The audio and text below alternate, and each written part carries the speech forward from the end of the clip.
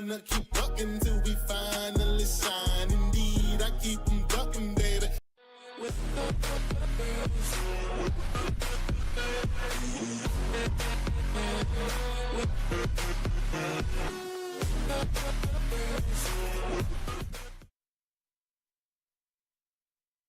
Welcome back to another episode of Sip to Tally Films.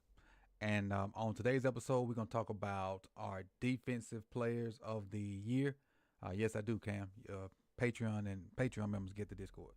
Not the defensive player, the postseason awards, and see if we agree with the people that are coming out. We take a look at each postseason award. Kind of vote on who we think should win that award, and then we'll get into our 2025 free agents to see who should stay, who should go. And we'll kind of, throw the names around and see if everybody's, opinion on who should stay and who should go. So, first thing we're going to do, we're just going to dive into it and get into these postseason awards. I appreciate y'all for coming back. All right, let's get into it. There we go.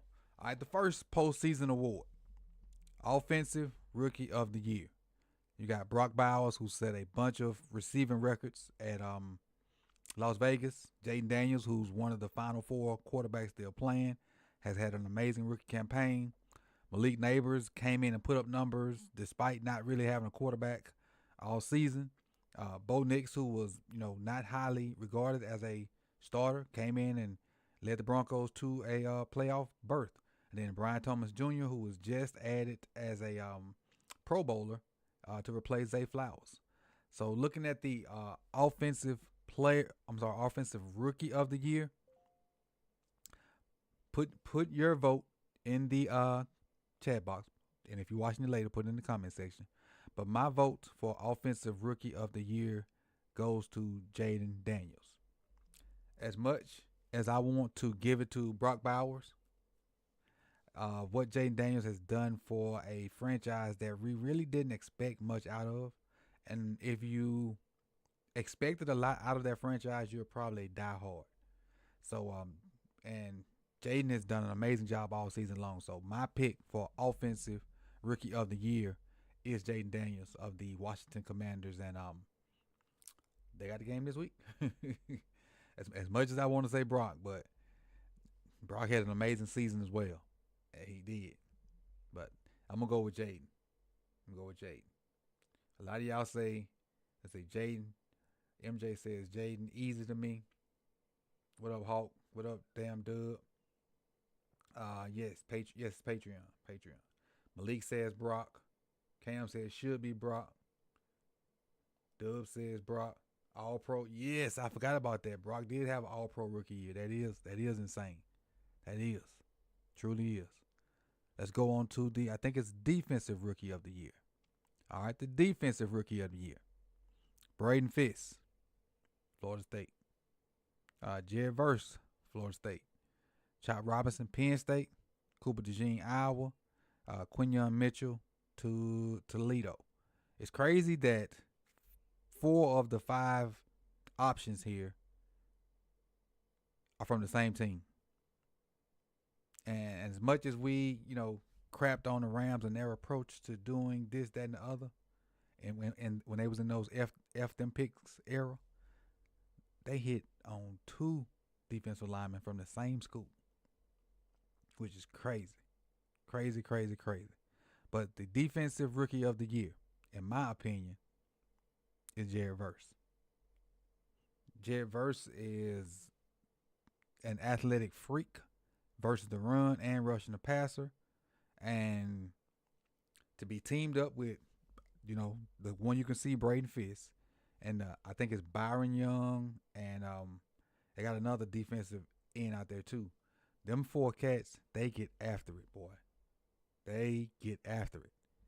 Chop had a decent season, and Chop was fortunate on others' misfortune. The 2 guys that were supposed to be in front of him, both of them, they couldn't play this season.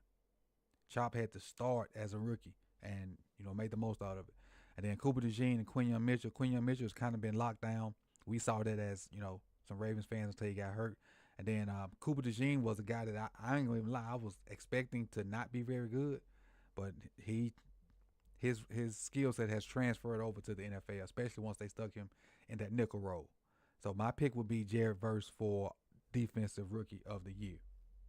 But Mitchell did all five of them had a good year though, honestly. All five of them had good years. All right. Comeback player of the year. DeMar Hamlin.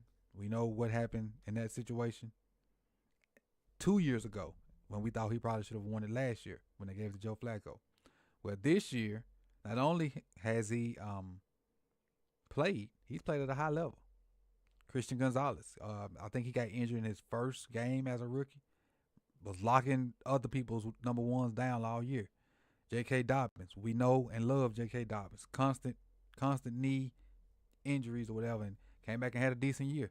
I don't think he hit 1,000 yards, but he was on track for it until he kind of took a pause to make sure everything was straight at the end of the season.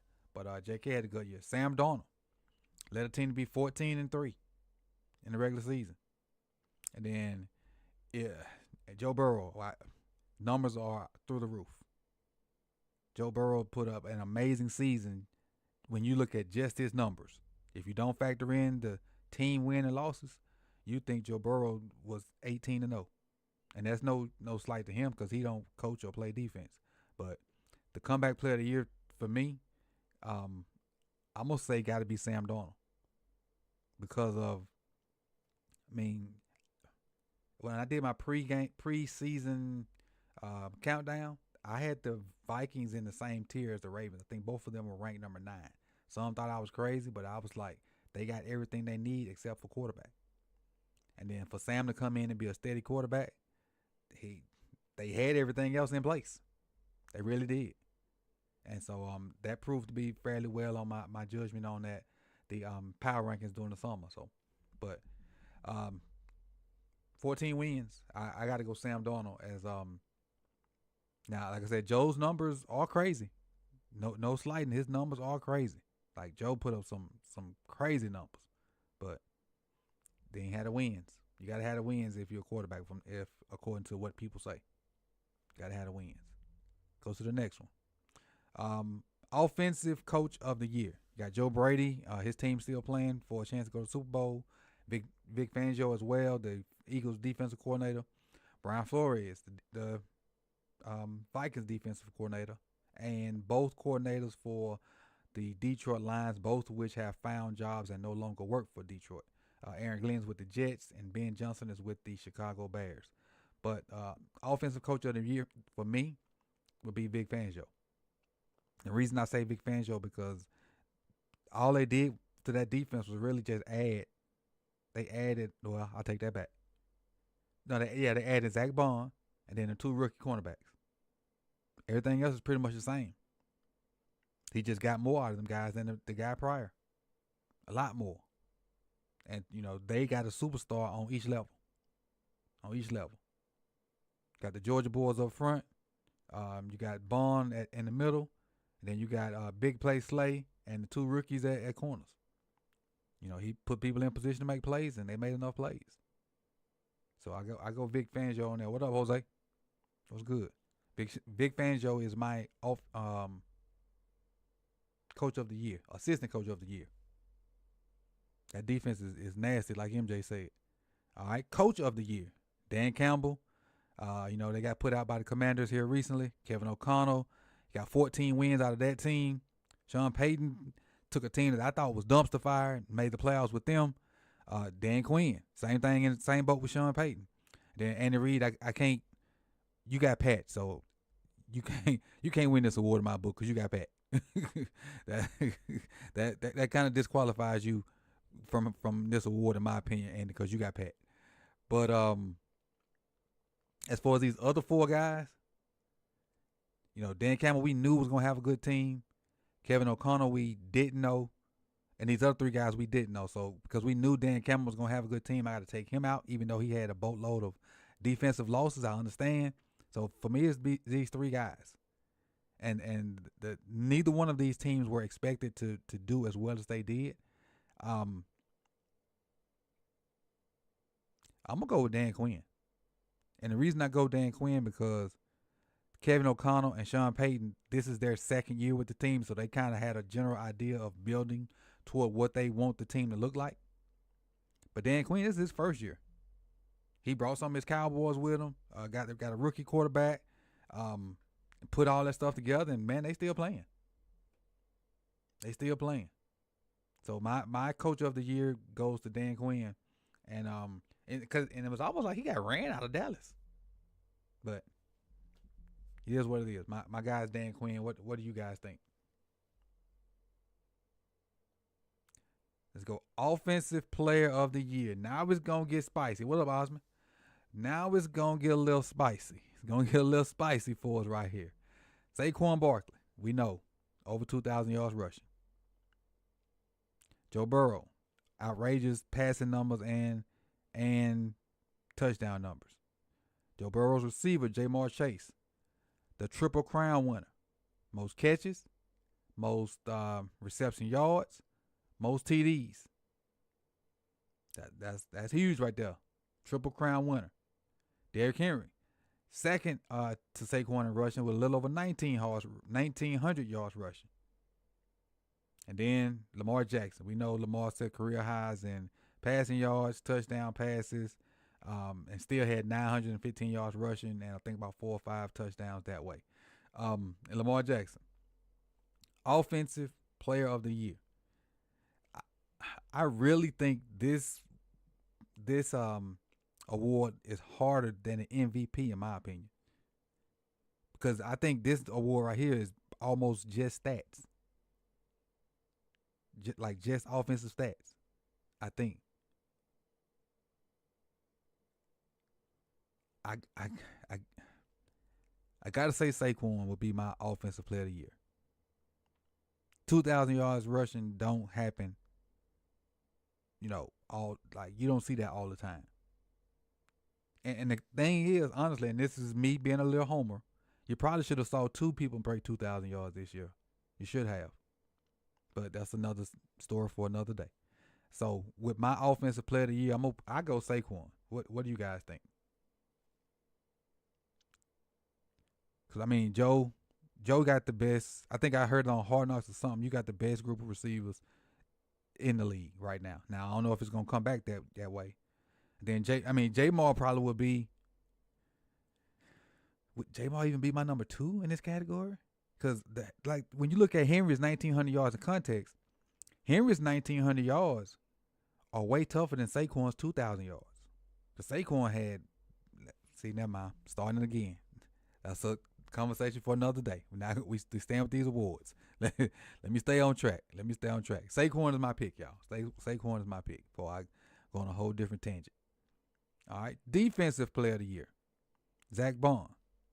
We know what he did in kind of bringing that Eagles defense together with him and the Kobe Dean finally being healthy, them bringing him in and letting him play his natural position. Like the Saints tried him in all these different positions.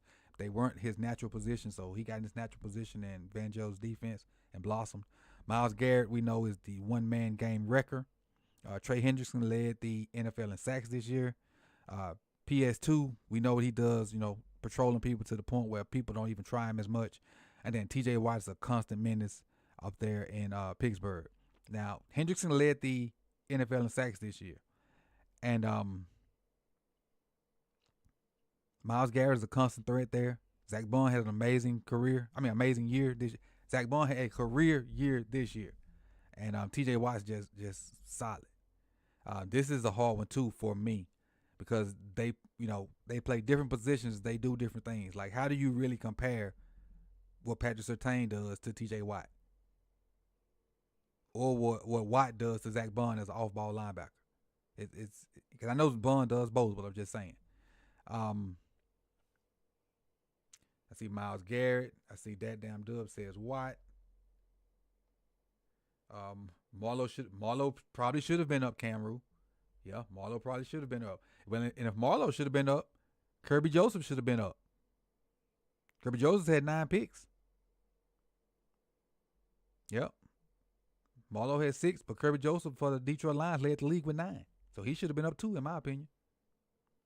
But in this one, I'm going to go Trey Hendrickson.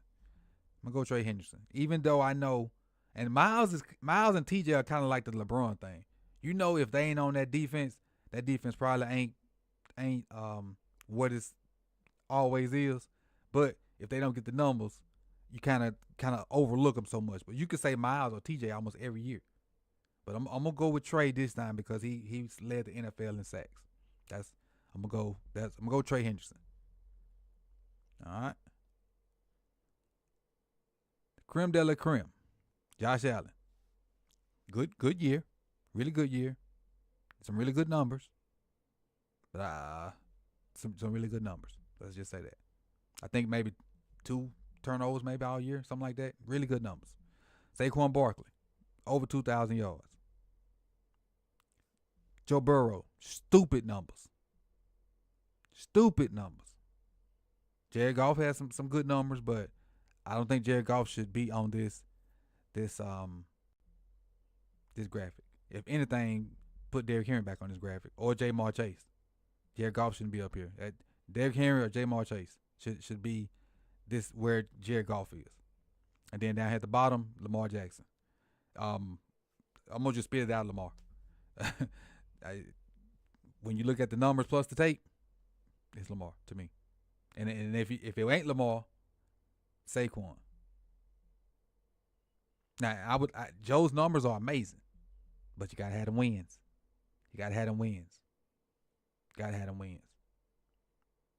And if you, like I said, I'm probably finna contradict myself, but I said Joe don't play defense. He don't, but the object of the game is still to score. So if you didn't score enough, or you threw pick six, he did throw pick sixes. See, that's part of him hurting the defense. So I just was hypocritical of myself. So because he threw pick sixes early in the season, which contributed to them losing some of them games. So Lamar. All right, so what we're going to do here is we're going to get ready to talk about these free agents and whether they should stay or whether they should go. All right. So let's talk about the first one. We're going to go through, I think we got about 9 of them. We're going to go through about 9 of them. And so I'm kind of using the Baltimore Banner's article as my kind of guide through this. And so we'll talk about them in the order they have them listed. All right. Cool. So first up, Ronnie Stanley. Ronnie Stanley's the first guy on this list. He restructured his deal to be what they call it, incentive friendly, and now he is a free agent. So for Ronnie Stanley, under me typing Ronnie Stanley, stay or leave. Let me type it in there. 1 second.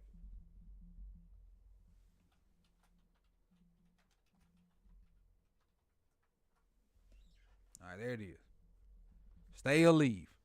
Stay or leave. I'm sure everybody's gonna say stay on that because we need that guy. That guy was pretty good. He was healthy this year. He was pretty good. But like Killer Cam said, he might have priced himself on out because his year was so good. Ronnie was back to Ronnie to me. And I hope we can figure something out. Because the only choice would be if we lose him, we got to slide Roger over, and then we back there with another rookie or a new right tackle. So we'll figure it out. Hopefully, we'll figure it out. But he may really have priced himself on out. All right, the second guy on this list. Let me type his name in. I'm gonna type the name, and then y'all put stay or leave.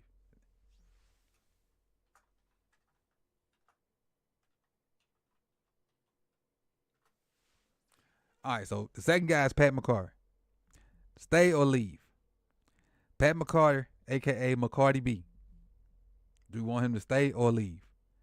Let's talk about Pat McCarty for a minute. Pat is a jack of all trades, master of none. He's had the opportunity to He's had the opportunity to master this trade at left guard. Didn't work out. And as far as I'm concerned, I know numbers say a little bit otherwise, but as far as I'm concerned, he was our worst offensive lineman this year. And that's including Mac, who didn't even get to play, to me. I think the other four that started in front of him were better than him, including Valele. I think Josh Jones was better than him. I think Ben Cleveland was better than him. I think Mac was better than him. The only person that may not be better than him is Salah. So, Pat McCarry. I see a lot of leaves. Yeah. I like him coming off the bench too, Ronaldo. I like him coming off the bench. That's a good comment. Like him being the sixth man, I'm cool with. I'm cool with him being the sixth man. But starting, at least let us see if somebody else better. That's my thing. See if Josh Jones better. See if Ben Cleveland better. At least let us see if somebody's better. All right, third name on the list. You type the name in. So again, under the name, stay or leave.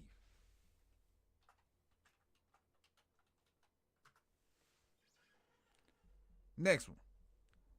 Project Pat. Pat Ricard. Now, what I will say is, what I love about Pat Ricard's role in Munkin system, that's just how much I hated his role in G-Roll system. I love what Pat brings to the table as far as physicality, as far as helping in the run game and helping in the passing game. And when given the opportunity to touch the ball, he does a good job of getting what he can get and protecting the football as well. The combination of Pat Ricard coming at you, then Derrick Henry, I love that. The price can't be what the price was last time, though. The price can't be what it was last time. It can't be that. It can't. It just can't. It's too much other stuff got to go on. So the price can't be what it was last time. It really can't. Even though I know he was an all-pro this year, so that's probably going to help in his price. You got to keep in mind, Ricard's an all-pro, so that's going to help in his negotiations. But the price can't be what it was last time. All right, it's number 4. This one's going to be a fan favorite.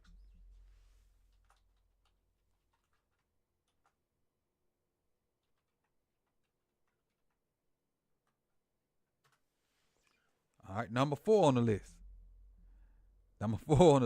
Brandon Stephens. Brandon Stephens. So stay or leave Brandon Stephens. Stay or leave Brandon Stephens.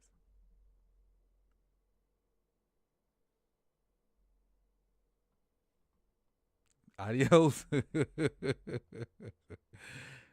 See ya. Goodbye. But I like him at safety. Maybe.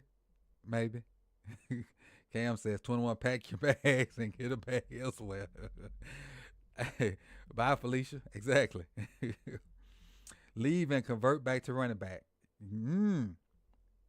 Yeah, that's what, DaCosta tried to make a excuse for him, saying he's only been playing D-back for a while, which is true. Because he was a running back, then he got moved to safety, then he got moved to corner, then he got moved back to safety, then he got put at corner. So he's never really had a chance to master a position. Just because you a DB don't mean you can play safety and corner. So he's never really had the opportunity to master a position. Last year, toward the end of the year, he was like old boy in life. He just couldn't get right. No matter if you turn to find the ball, he was losing a receiver. If he don't turn to find the ball, he getting PIs. Sometimes he could turn to find the ball, not lose the receiver, and then a bunch of receivers just made Sports Center type plays on him. So he was in my eyes, he was almost snake bitten last year. He'd have to come back for a vet minimum, if that. But I see everybody. Shanghai Tigers welcome Brandon Stephens. That's cold-blooded, MJ. That's cold-blooded. All right, let's go down to number 5. This is gonna be a dicey one. This is gonna be a dicey one right here. This ain't an open and shut case like Brandon Stephens was.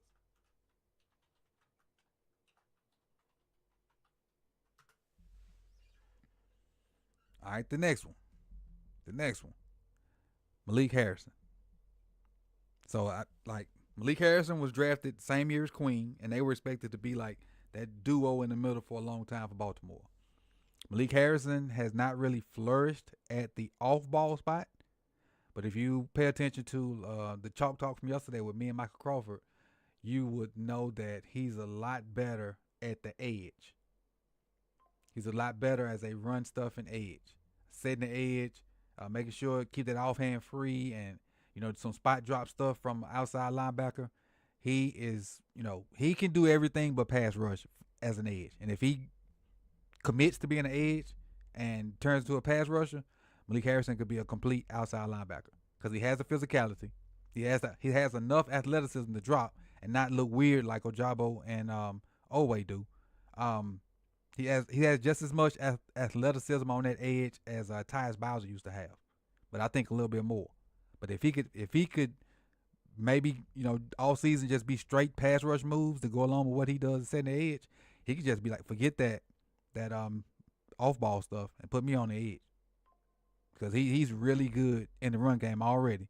He's really good at spot dropping, not necessarily finding the guy, but spot dropping. And if he could put pass rush in there, that would make him a dangerous prospect. But I say find a way to keep Malik, because I don't think he'll be very expensive. Find a way to keep Malik. I would say keep Malik. So for Malik, for me, is stay. All right. That's another one. This is another one that we get. Another one right here.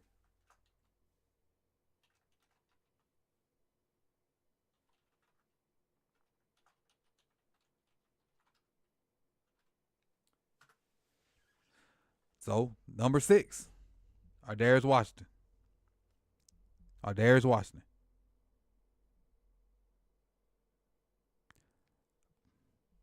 I would say was going to be the starting nickel last year. Got hurt, kind of lost that spot, and this year was by like a backup safety / nickel until the fiasco of Marcus Williams and Eddie Jackson happened. And then he got thrusted in. I think somebody corrected me yesterday. Maybe it was the Denver game. He got thrusted in and got interception and been making plays ever since. Big play after big play after big play almost every week. Is Ardarius Washington. Could he be the permanent answer at safety back there with Kyle Hamilton?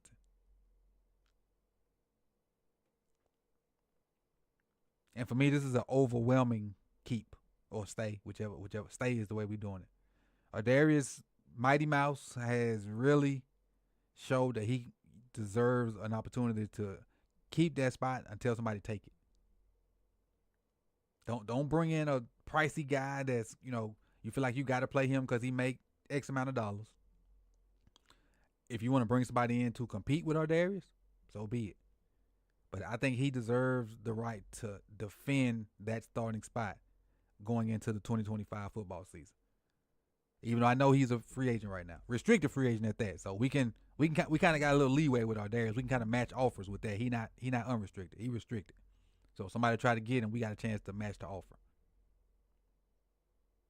All right, and so those are the big names. I do have a few of these names that didn't play that big of a role, but guys that I want to get everybody's opinion on. So let's go through these bottom names real quick. And I'm gonna skip some of them. Tylan Wallace, real quick. Stay or go. Tylan Wallace.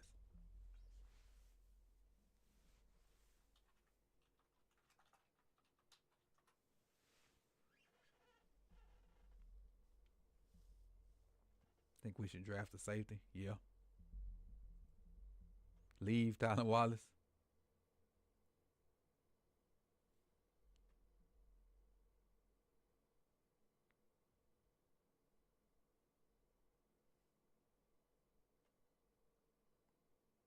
You got some stays, keeps. D-Stove say keep. Sebastian says Tylan can stay. Want to smoke? Meh. That's kind of where I'm at with it. Meh. That kind of describes exactly what I feel about Tylan. I like him, but could we have something better there? Yeah. Josh Jones, offensive lineman Josh Jones.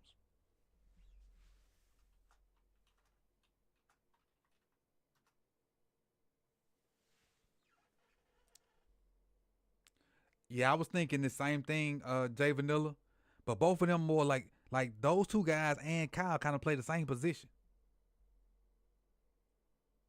To me.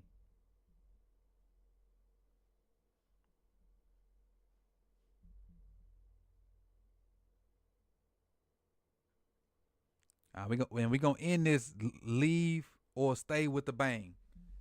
It's the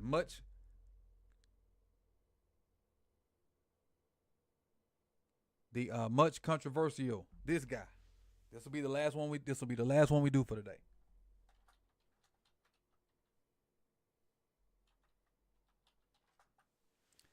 I really want to see you guys' opinion on this last guy. I don't think there's no chance in HE double hockey sticks that he comes back, but I really want to see you guys' opinion on this last guy. Do you want Ben Cleveland to leave or stay? Because for some strange reason, he can't get on the field consistently. He can only get. You need to leave. He can only get there. What's not fair about it? What's not fair about it?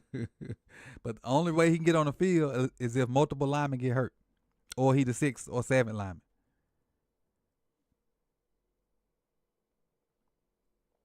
And I kind of feel like P said if they're not gonna play him, let him go be great somewhere else. That's the way I feel. Yeah, if we can't waste money on improving players, that's a good train of thought. Good train of thought. Ben needs to run. If I'm Ben, ain't no way you can get me to stay in Baltimore. Ain't no way. Ain't no way. As soon as that snow melt, I gotta get up out John Doghouse. And I'm like you, Ronaldo. I think Ben will be a solid starter somewhere else. I do. Because it just, I'm going to go in the soapbox for just a hot second. Seeing what 77 did all season long, and the thing about it is 77 did get better, but still seeing the same thing in week 1 that he was doing in week divisional round. If Ben Cleveland can't beat that man or outplay that man, he start him a squirrel hunting business. Start him a squirrel hunting business. Or not even 77, 65. 65 so much that we gave him a female rapper's name. So it is what it is, man. But I just wanted to go through this little exercise with y'all. So if you are watching it live, I appreciate the participation in the chat box. If you're watching the replay, I hope you put your answers down in the comment section and we can communicate that way. So with that being said, man, I'll be back tomorrow. What's tomorrow? Saturday. I'll be back throughout probably do some draft stuff tomorrow. Some draft players. Put some of that stuff out tomorrow. And then we'll be back Monday with some more Ravens content with news and notes and whatever happens, man. I got a couple things that I want to talk about this week, but I couldn't put it in the time frame, so I'll leave it for next week. And hopefully nobody finds it. But with that being said, man, I appreciate y'all. Peace and love, and we out. If I can find the we out button.